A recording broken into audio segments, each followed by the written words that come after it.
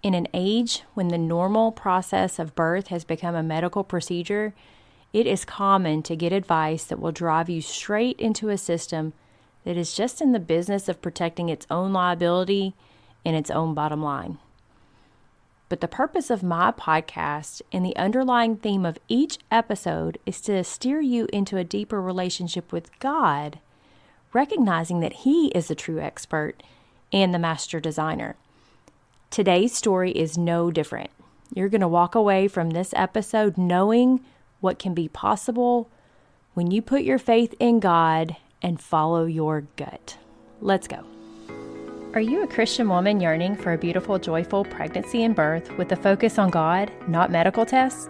Are you worried the birth you want isn't possible and you're tired of being treated like an accident waiting to happen? Hey mama, I'm Lori, host of Your Birth God's Way. I'm a certified nurse-midwife now, but I wasn't always. After working for nearly 20 years in the broken maternity system, I too was in your shoes wondering how I could have the birth I wanted and that I felt God meant for me to have. I found a secret that has actually been known since the beginning of time.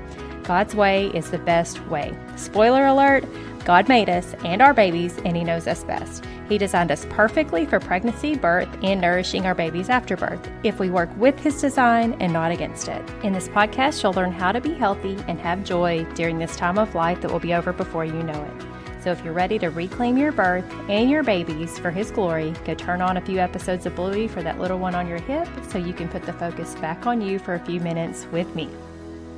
So today's episode and tomorrow's episode are an interview that I did with Anna Espinoza. Anna is a wonderful young lady who recently had twins in an out-of-hospital setting in Arizona that was attended by my friend Nancy of Emergence Midwifery and her team. I first heard Anna's story on the Birthing Instincts podcast when Dr. Stu interviewed her, and I just loved her story so much, and I heard so many aspects of her faith in her story that I wanted to explore it more with you here, because I know you, my dear listeners here, are really, really digging into your faith in God, how to grow closer to God during your pregnancy, and also how to break free from the system that feels like sometimes it's got you kind of entangled in it. Her story is a story of fear-mongering at first. It's a story of fear-mongering and all the scare tactics, only on steroids, because her situation was, quote, complicated by the fact that she was carrying twins. You know, it could have been a story of abandoning her plans when she was scared into all of these things, but instead it is a story of empowerment. It's a story of faith. It's a story of guts and courage. And it's a story with a beautiful ending that honors God and will show you the possibilities of what can be done when you are brave enough to say no to bad advice, no matter how many letters the advisor has behind their name. Today's episode is part 1, and tomorrow you'll get part 2, so be sure to tune in for that one. And without further ado, let's get into it. Guys, I'm so excited today to bring you just a great mama. I heard first of Anna on Dr. Stu's podcast. You hear me talk about that podcast all the time, but Anna and her husband, Jorge, is that right? Jorge? Mm-hmm. They were pregnant, or Anna was pregnant with twins. It was this past year. Is that correct? Yes. So this is relatively new. And I wanted to talk to Anna on my podcast to add to some of the story that she shared on Dr. Stu's, because so much of her journey and so much of what she went through that she's going to tell you about had so many faith elements that I think that you all are going to be able to glean a lot from and kind of build some strength and some courage from knowing her story. So I just so excited to have you, Anna, and I appreciate you coming on. And so I'm just going to kind of let you loose. Tell us about your story. Finding out you were expecting twins all the way through to the end. Yeah. Thank you so much, Lori, for having me. I feel so blessed just to be able to share my story. Just because I feel like while it feels unique, I know that there's also a lot of moms out there similar to my situation with twins, but also just in general with, trying to navigate their pregnancy. And if they've been given advice by a doctor or whoever that they feel in, their being that doesn't sit well with them, just to figure out how to navigate that, especially as you mentioned, with God being at the center and being able to help us move forward in that confidence of, what we feel is right. And so we found out I was pregnant actually at the end of last January, so it'll be almost a year now. And everything had gone pretty smooth. I was seeing a midwifery group, so we were going to do a freestanding birth center birth because we had one with my firstborn and really liked the experience. And I'd always wanted a home birth, but living in an apartment complex, we were like, probably not this time around. So you're going to do a freestanding birth center. So I hadn't gotten an ultrasound up until the 20-week anatomy scan. That was going to be the first time that we were going to be seeing the baby. And we were just excited to see them for the first time and figure out, if it's going to be a boy or girl. And so that was sort of leading up to that point. The only thing we were really concerned about up until then, they got the heartbeat, only found one, the only time that we had gotten the heartbeat once prior to, actually, it's funny because prior to the ultrasound appointment, it was a couple weeks before, and the midwife who was working with us, she went on one side of my belly, found the heartbeat, and then lost it. And so then she was moving it around, and then she went all the way to the other side and found a heartbeat again. And she just said, "Oh, it must have just done a flip in your belly." It never occurred to do an ultrasound, check to see if there was more than one in there. And we were just like, "Oh, it must love to just kind of move around, having fun, whatever." So it really did not dawn on us at all that it could be more than one baby. So again, to our surprise, at the 20-week anatomy scan, the ultrasound tech was like, "Anna, I have something to tell you." And I'm looking at the screen and Jorge's looking at the screen, and Jorge thought it was going to be something really bad news. And I started to kind of squint and look at the screen, and I'm thinking to myself, that looks like there might be two. And Jorge looks at the ultrasound tech and he's like, "Is there two?" And she's like, "There's going to be twins."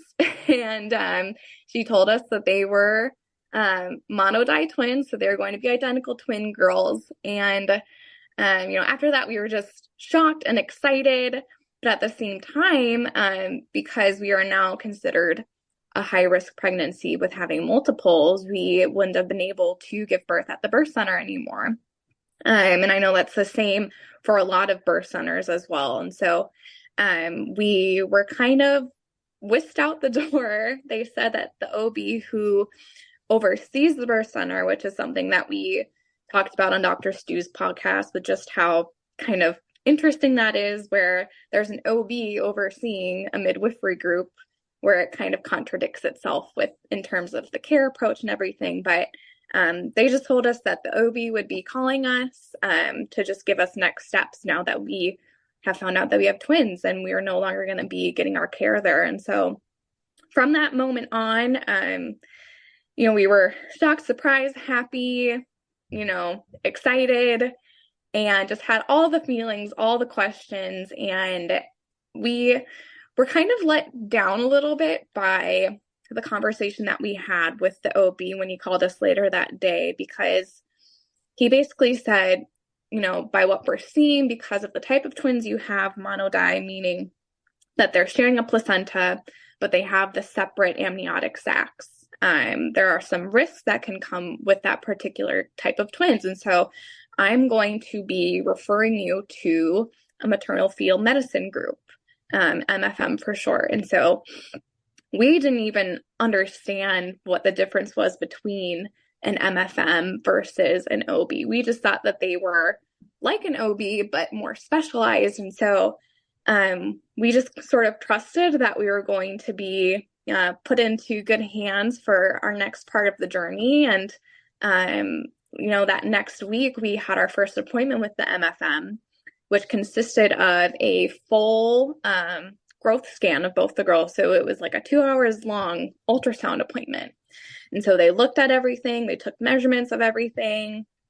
And basically at the end of the appointment was when we met with the MFM, and she said, we're going to be looking at these different things. You're going to be coming back every week, and then every third week we're going to do a full growth scan again, but every other week we're just going to be looking at these certain things, like TTTS, TAPS. They're going to be looking at the placenta. They're going to be looking at the blood flow and everything. And it felt very overwhelming because, it's a pregnancy, which I had, experienced before with our firstborn, but, with twins, and especially monodi twins, we came into this world of feeling like we didn't know what we were doing. We didn't know what to expect. And so we kind of left that appointment feeling like in over our heads, feeling overwhelmed. And I just was talking to Jorge, like, whatever this path is, we have to trust that it's in our best interest. But it wasn't until about the third or fourth appointment where they kept measuring, they kept looking at everything. Everything was fine. They assured me that I was still going to be able to deliver both of them vaginally. Everything was going to be fine.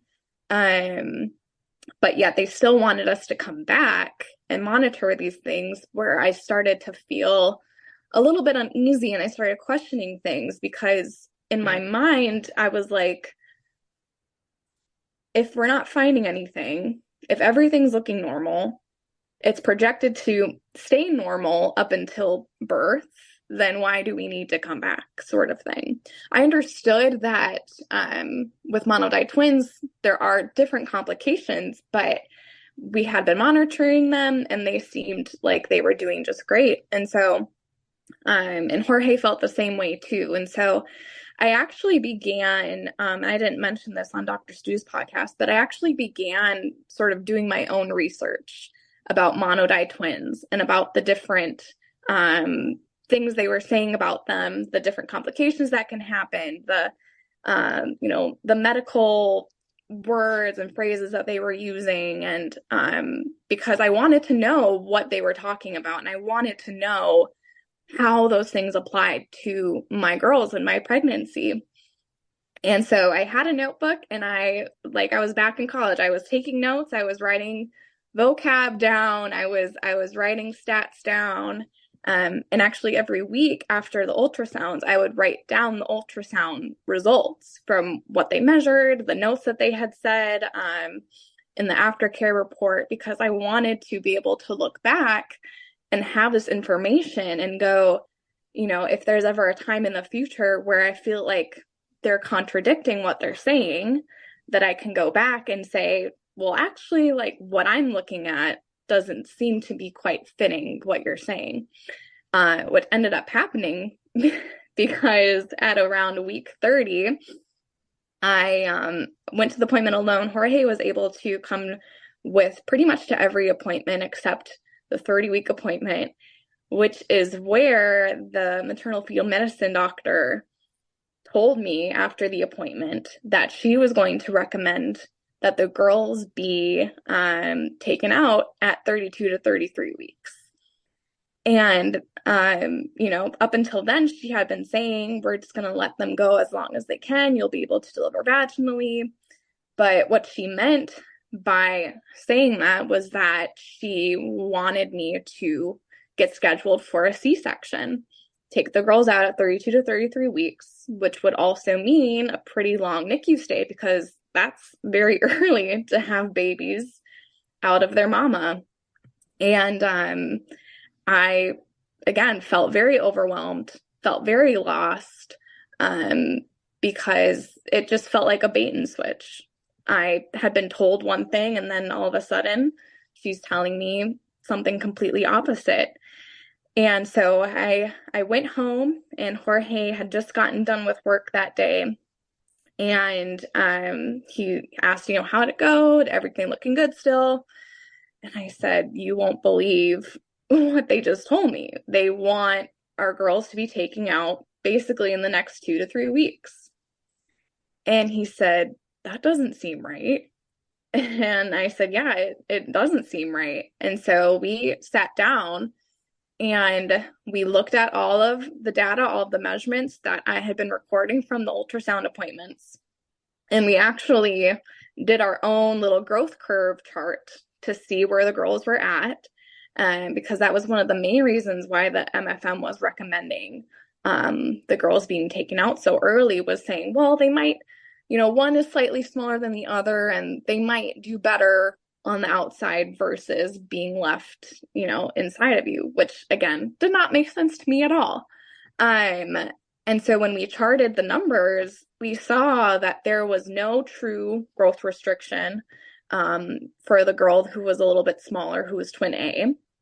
And she was on her own little growth curve, but she was growing at her own rate, exponentially. And there was at no point no decreases in her growth, no stalls in her growth, nothing that would constitute a real growth restriction. And the same with the other thing was they were talking about twin B having more amniotic fluid than the other, where, week to week, she would be sort of at the high end of the normal threshold. And they said that's fine. But then when she would be, 0.1, 0.2 over the threshold, they would label her as polyhydramnios, which is having that extra amniotic fluid.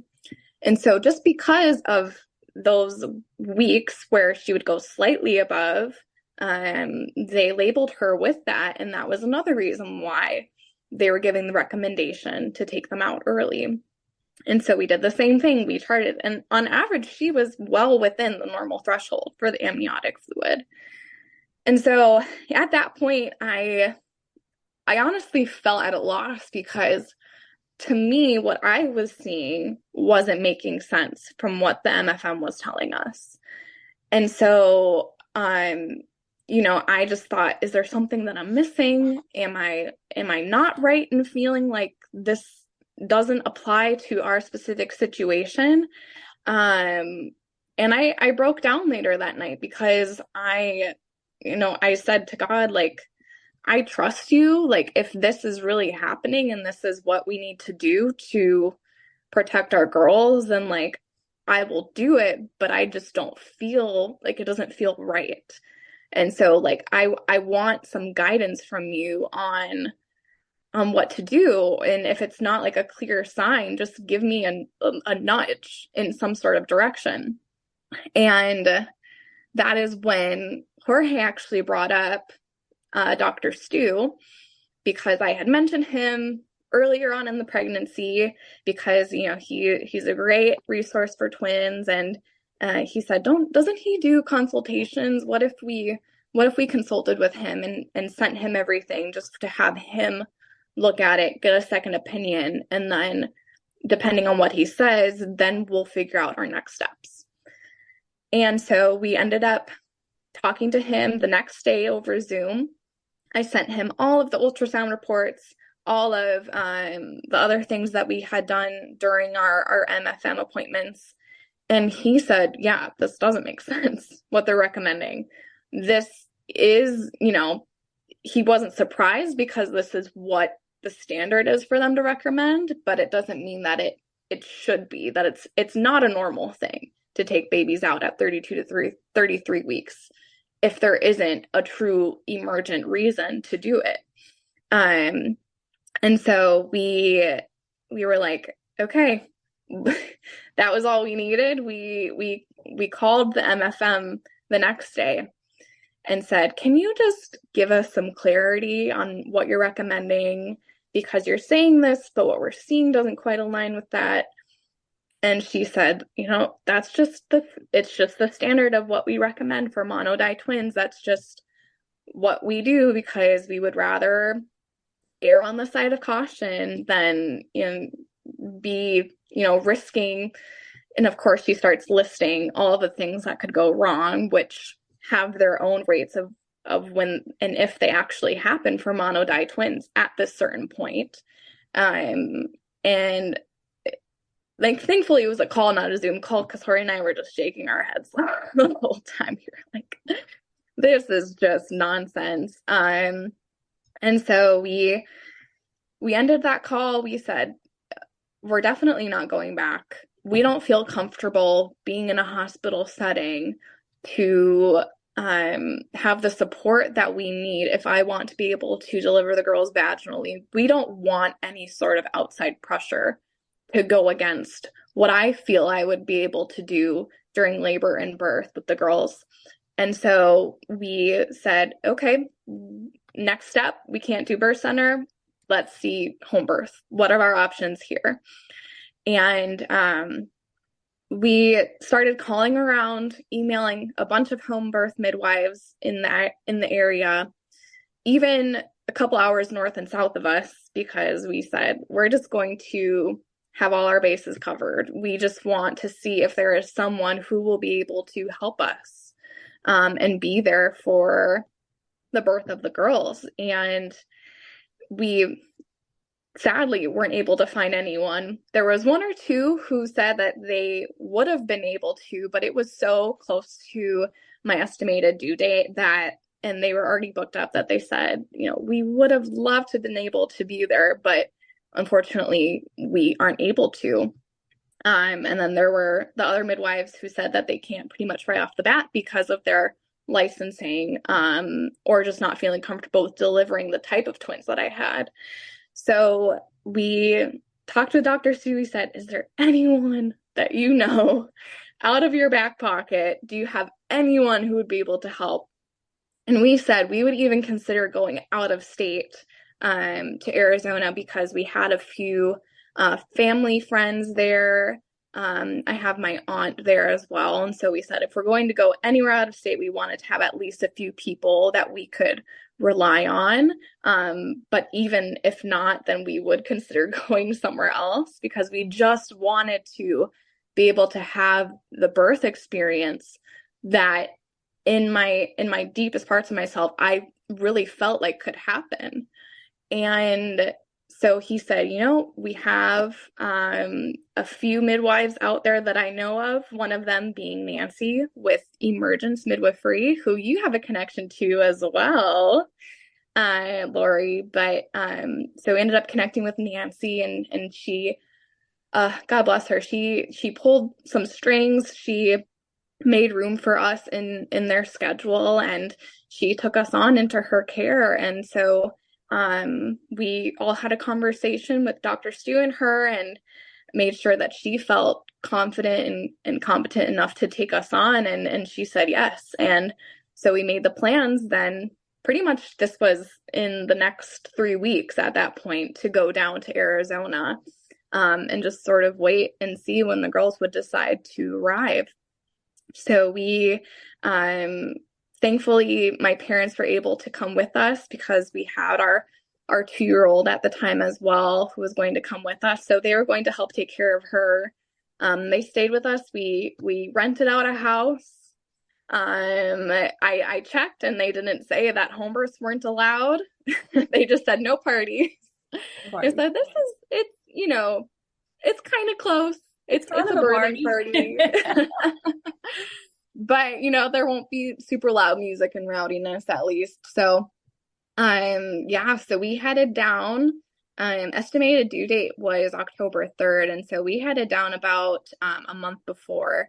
So we were staying there, just hanging out, waiting for the babies to arrive. And throughout that waiting, we had appointments with Nancy. She would come and see us, make sure everything's okay. And she just took such good care of me and my family as well. And then a couple weeks later, it was September 19th in the evening, and I started to have contractions, which surprisingly were pretty close together right away. And so I got really freaked out because it was my second pregnancy.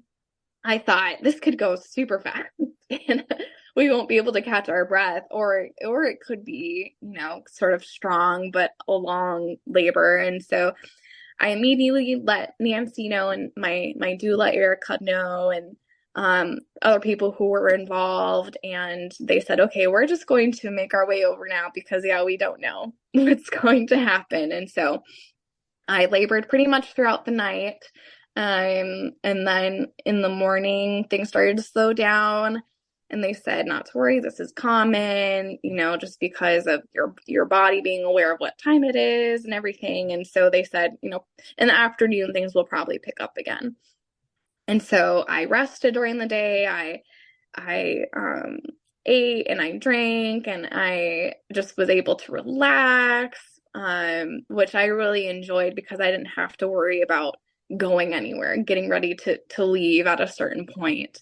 And I think that really helped my state of mind, just being prepared for whatever was going to happen. It helped me be in the moment. It helped me just not trying to think about what's coming next, which I felt like with my first birth was the experience that I had. I was like, okay, at what point am I going to go to the birth center? How much longer do I have? Where this time around, I was just really surrendering to the process, and trusting that it was going to be on God's perfect timing that they decided to make their entrance. And so later on in the afternoon, things picked up again, just as Nancy thought they would. And we were just in labor land. I was doing my thing. I honestly thought that it was a couple hours, like 2 to 3 hours, but ended up being until 8 o'clock in the evening was when things really picked up. And I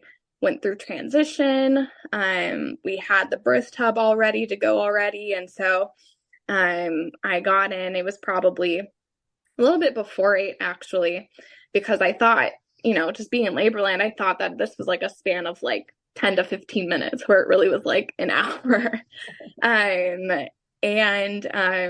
I got in, and after that, things picked up so quickly.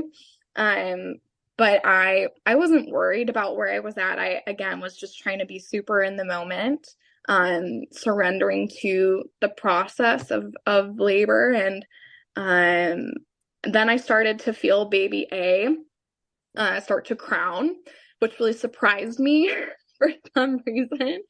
I think I was expecting, I don't know, I think just going to twins, I'm like, it has to be different than like the first, singleton birth. But she came on pretty strong, and that surprised me, but I was still super in the moment. And Nancy and midwife Jess, who was there assisting Nancy, they were just hanging out, letting me do my thing, and they really didn't come up next to me until baby A's head emerged, and then her body came out shortly afterwards. And I think everyone, including my doula, because she was sitting in the corner not really knowing what was going on. And then Nancy said, "Oh, here, take your baby." And Erica's like, "Oh, I gotta get my camera. There's a baby. What?" And that was just a really, really special moment. And they checked on baby B to make sure that she was doing good still, just because of that increased risk with them sharing the placenta. The placenta can sometimes start to detach before baby B starts making their way, but everything seemed fine.